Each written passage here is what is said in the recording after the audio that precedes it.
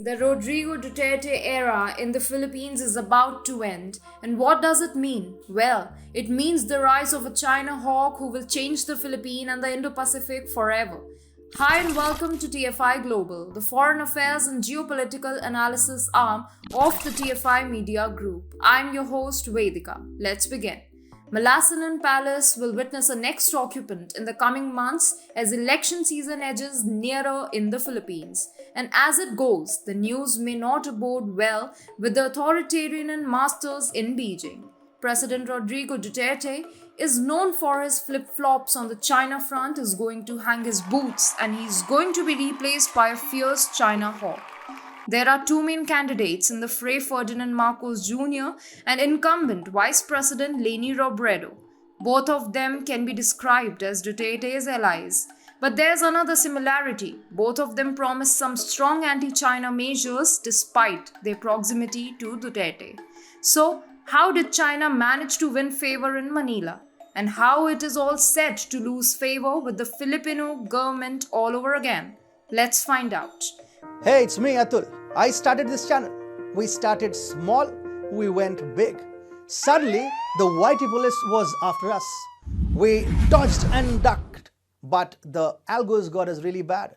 So we designed our own app. It's free. We never ask for money, we never will. But the droid called us too sensitive and blocked us. We still have an Apple app. Join us and fast, because if you don't, we will cease to exist. Check out the link in the description. Manila's struggle against an increasingly belligerent China started in the 1990s. The period saw China staking bold claims on the South China Sea, with the Philippines putting up a minimum deterrence towards a rising China. Philippine leaders were confused. They were off the mark on how to balance out their interests in the context of a traditional alliance with the United States of America and a rising China. Gloria Macapagal Arroyo, the Philippine president from 2001 to 2010, for example, upheld Manila's alliance with the US but also sought Chinese trade and investment deals. He was succeeded by Benigno Aquino III, who tried to confront an aggressive China. Aquino was the one who helped the Philippines win the famous International Arbitral Award, denouncing China's South China Sea claims in 2016. However, Aquino also lost Scarborough Shoal to the Chinese in 2012, and the arbitral award went ineffectual.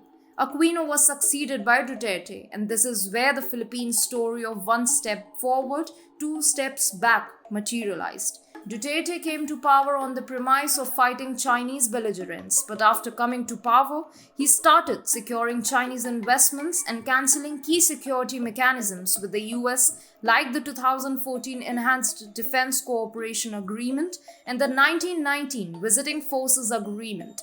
Suddenly, it seemed that the US would no longer be able to position its military equipment and troops in the Philippines, deterring the Chinese armed forces. Yes, Duterte did swing towards the US at times, including with the decision to reinstate the VFA last year. The Philippine military and diplomatic establishment too made it a point to retain ties with the US despite Duterte's occasional outbursts against Washington. But the era of flip-flops in Manila has only strengthened Beijing. Duterte more often held the opinion that a militarily weak Philippines should appease Beijing rather than oppose it. We are looking at a China hawk assuming office as the next president of the Philippines.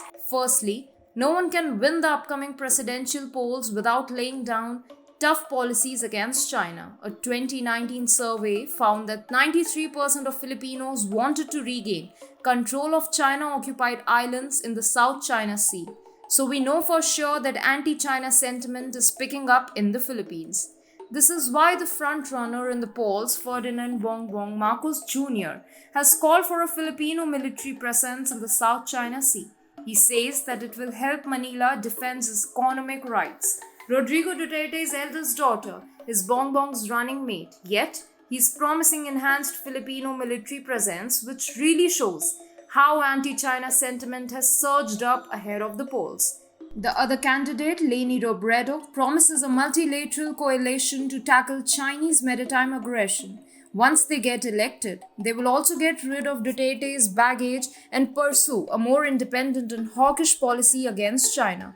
Ultimately, the Filipino government and the Filipino military will agree on a key issue confronting the security threat posed by China and prioritizing security interests over economic cooperation with Beijing. The US and the other Quad countries thus have a chance to ramp up their presence in the Philippines. We know one thing for sure: no matter who becomes the president of the Philippines, he or she will be a China hawk. The days of Filipino flip-flops on the China front are over, and this puts Beijing in a precarious position in the South China Sea.